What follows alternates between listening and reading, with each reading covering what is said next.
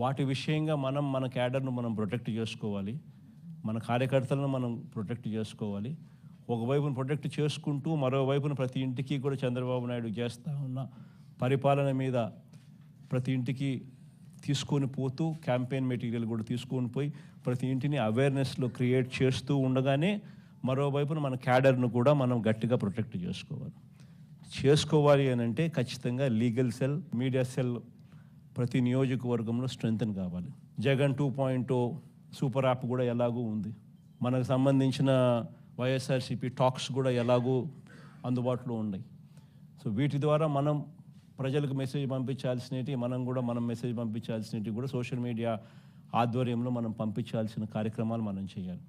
మీ నియోజకవర్గాలలో సోషల్ మీడియాకు సంబంధించి అత్యంత ప్రాధాన్యత మీరు ఇవ్వాల్సిన అవసరం కూడా ఉంది. యూట్యూబ్ ప్లాట్ఫామ్స్ అయితేనేమి, ఇన్స్టాగ్రామ్ ప్లాట్ఫామ్స్ అయితేనేమి, ట్విట్టర్ ప్లాట్ఫామ్స్ అయితేనేమి, ఈ ప్లాట్ఫామ్స్ మీదకి మన క్యాడర్ను మొత్తం తీసుకొని ఆ ప్లాట్ఫామ్స్ మీదకి తీసుకొని పోవాలి.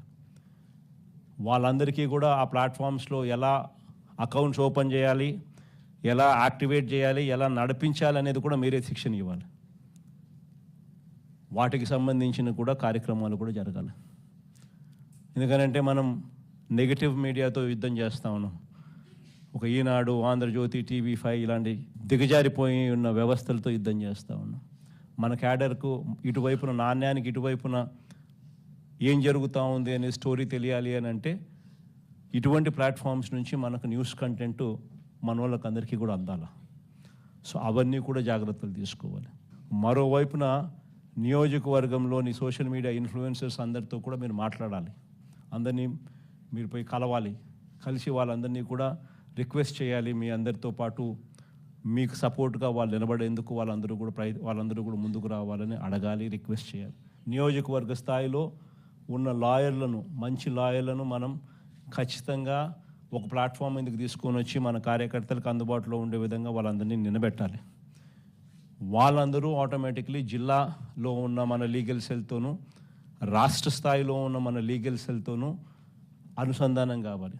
ఈ సోషల్ మీడియా కానీ, ఈ లీగల్ సెల్ కానీ ఇవన్నీ కూడా మీ దగ్గర నుంచి జిల్లా స్థాయి నుంచి రాష్ట్ర స్థాయి దాకా కూడా అన్నీ కూడా అనుసంధానమై ఒకటిగా పనిచేయాలి.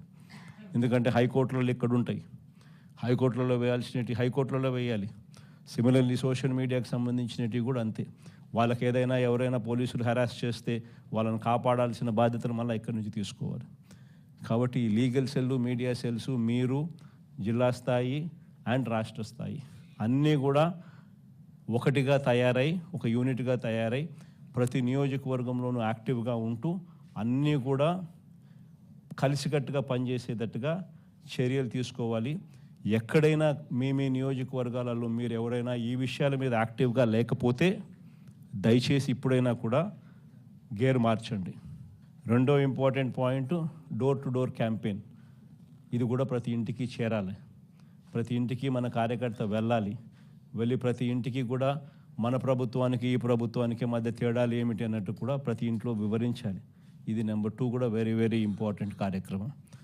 ఖచ్చితంగా ఈ రెండు కూడా కరెక్ట్గా జరిగేటట్టుగా చూసుకోండి. మూడో వెరీ ఇంపార్టెంట్ పాయింట్ ఏంటంటే క్యాండిడేట్ బలం. లోకల్ బాడీ ఎన్నికల్లో ప్రతి ఒక్కరూ గుర్తుపెట్టుకోండి, క్యాండిడేట్ బలం అన్నది కూడా చాలా చాలా ఇంపార్టెంట్ డెసిషన్ అవుతుంది. చిన్న ఎలక్టోరల్ బేస్ కాబట్టి క్యాండిడేట్ అనేవాడు కూడా క్రిటికల్ అవుతాడు. అక్కడ మనము ఎటువంటి భావోద్వేగాలకు పోవడము, ఎటువంటి ఈగోకు మనం పోకుండా అందరినీ కలుపుకొని పోయే విధంగా మనం కూడా ఉండాలి అనేది ప్రతి ఒక్కరు గుర్తుపెట్టుకోండి. ఎందుకంటే 9 ఓట్లతో ఓడిపోయిన కేసులు ఉన్నాయి, 9 ఓట్లతో గెలిచిన కేసులు కూడా చాలా ఉన్నాయి. గెలుపు ఓటమిల మధ్య తేడా అన్నది ఎంత ఇంపార్టెంట్ అన్నది ప్రతి ఒక్కరు గుర్తుపెట్టుకోవాలి. అల్టిమేట్గా జో జీతా ఓ సికందర్. గెలిచినోడు ఎన్నోట్లతోన్నా గెలిచి అది వేరే విషయం, గెలిచినోడు సికందర్. అదే మాదిరిగా గుర్తుపెట్టుకోండి. ఈ గోలకు మనం పోయినాము అని అంటే మనం నష్టపోతాం. ఫస్ట్ మీరు గెలవడం కోసం ఈ ఈగోను పక్కన పెట్టండి. ప్రతి కార్యకర్త కూడా ఎక్కడెక్కడ మనం గట్టిగా ఆ గ్రామంలో కన్సాలిడేట్ చేసుకోవాలని ఇది ఒక అవకాశం కింద తీసుకోండి. ఆ గ్రామాలన్నీ కన్సాలిడేట్ చేయండి. ఆ గ్రామంలో ఆ కార్యకర్త చుట్టూ ఒక కన్సెన్సస్ క్రియేట్ చేయండి. ఇది కూడా ఒక ఆపర్చునిటీ కింద ఉపయోగపెట్టుకోమని చెప్తా ఉన్నా. ఈ నెక్స్ట్ 60 రోజులో నెక్స్ట్ 70 రోజులో ఏదన్నా కానీ నియోజకవర్గాలలో పూర్తిగా అందుబాటులో ఉంటూ పూర్తిగా దీని మీద ఫోకస్ పెట్టమని చెప్పి ప్రతి ఒక్కరితో కూడా రిక్వెస్ట్ చేస్తా ఉన్నా. ఎందుకనంటే ఆ కైండ్ ఆఫ్ అటెన్షన్, ఆ కైండ్ ఆఫ్ ఫోకస్ మీరు పెట్టినారు అని అంటే ఆటోమేటిక్లీ రిజల్ట్స్ వస్తాయి. పోలీసులకు ఇటువంటి వాళ్ళందరికీ కూడా అక్కడ గట్టిగా మెసేజ్ చెప్పండి. కన్ను మూసుకుని కన్ను తెలిసేసరికి 2 ఏళ్ళు కూడా పూర్తయిపోతాయి. ఎవడైనా కూడా ఏ పోలీస్ అధికారైనా కూడా పదవి దుర్వినియోగం చేస్తే మాత్రం ఖచ్చితంగా గుర్తుపెట్టుకుంటాం. డిజిటల్ బుక్లోకి వాళ్ళ పేర్లు ఎక్కిచ్చేసేయండి. ఆ తర్వాత మన ప్రభుత్వం వచ్చిన తర్వాత అన్యాయం చేసిన అధికారి ఎక్కడ ఉన్నా కూడా ఖచ్చితంగా శిక్ష పడేట్టుగా చేస్తామని మాత్రం ఖచ్చితంగా చెప్తా ఉన్నా. ఈ మెసేజ్ ప్రతి అన్యాయం చేసే పోలీసు వాళ్ళకు కూడా ఖచ్చితంగా పంపించద్దు. ప్రతి పోలీసు వాళ్ళకు కూడా రిక్వెస్ట్ చేయండి, అన్యాయం చేయొద్దండి, న్యాయంగా ధర్మంగా జరిగించండి. అలా కాదు మేము అన్యాయమే